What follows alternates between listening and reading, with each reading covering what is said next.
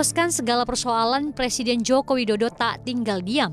Jokowi menyebut akan ada aturan jelas yang akan melindungi para UMKM. Ya, ini baru disiapkan, itu kan lintas kementerian dan ini memang baru ininya di finalisasi di Kementerian Perdagangan. Karena kita tahu itu berefek pada UMKM, pada produksi di usaha kecil, usaha mikro dan juga pada pasar. Pada pasar, di beberapa pasar sudah mulai anjlok menurun ya karena serbuan mestinya ini kan dia itu sosial media, kan ekonomi media gitu. Itu yang baru akan diselesaikan untuk diatur. Hal ini langsung dikerjakan para pembantu presiden. Menteri-menteri terkait dipanggil ke istana untuk melakukan rapat terbatas membahas social commerce yang menghantui UMKM dalam negeri. Menteri Perdagangan Zulkifli Hasan pun angkat suara, menjelaskan bahwa akan ada aturan yang jelas yang mengatur masalah algoritma ini. Temanya mengenai pengaturan perdagangan elektronik, khususnya tadi kita bahas mengenai social commerce. Sudah disepakati besok pulang ini revisi Permendak 50 2020 akan kita tanda tangani. Ini sudah dibahas berbulan-bulan sama Pak Teten. Ini saya diundang Pak Teten terus dengan ke Pak Teten juga dari Pak Budiari, Kominfo juga tadi dan yang lain-lain juga sudah.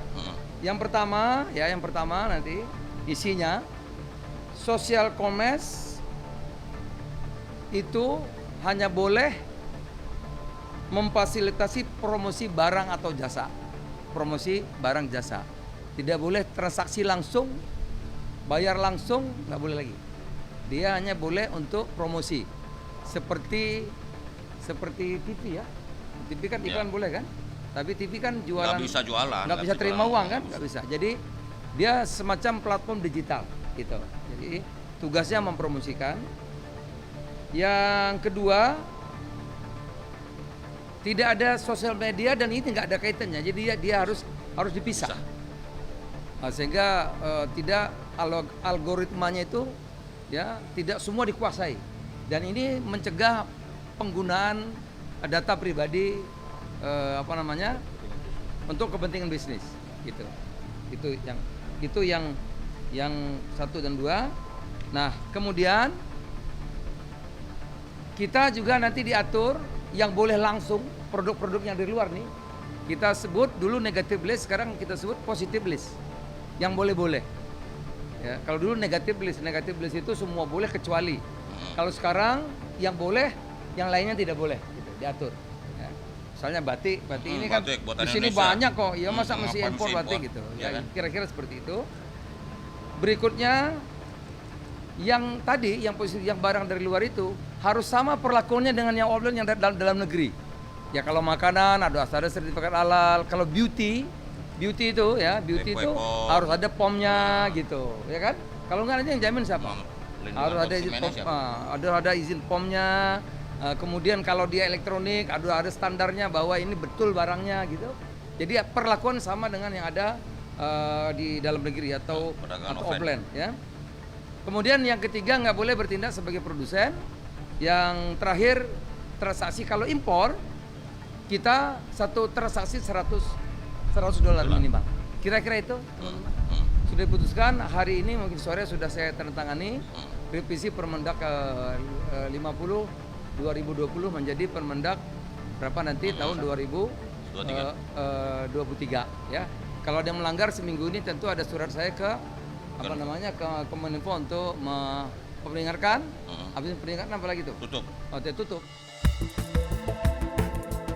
Pernyataan ini juga ditegaskan kembali oleh Teten Masduki. Dikatakan bahwa social commerce tidak boleh lagi menjual barang seperti yang dilakukan e-commerce. 3 hal ya tadi kita bahas. Yang pertama bagaimana mengatur platform. Ya. Yang kedua bagaimana mengatur arus masuk barang.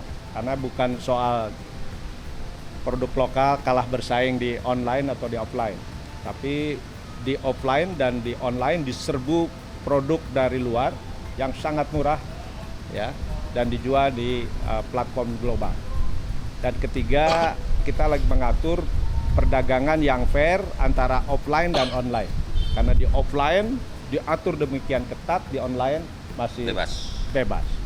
Nah, kuncinya di revisi Permendag tadi yang disampaikan oleh Pak Mendag.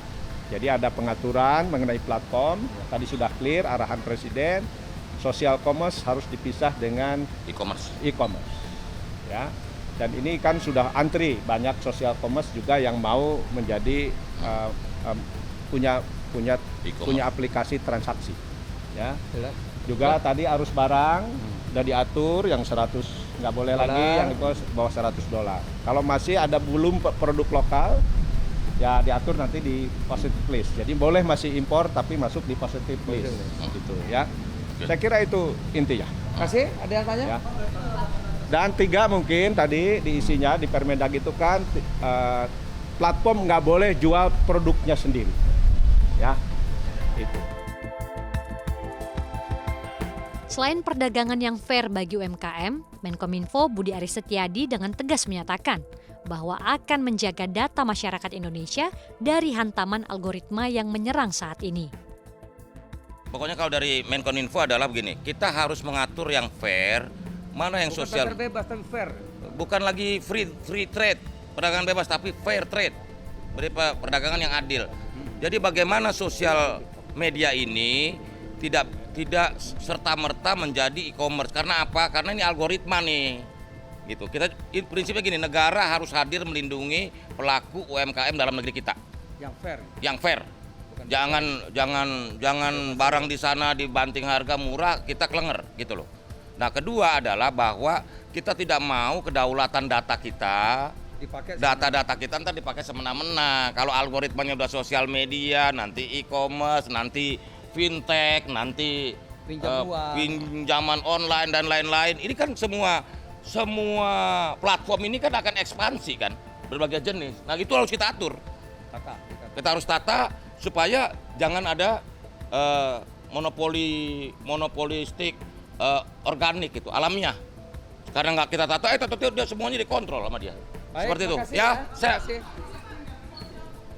apa?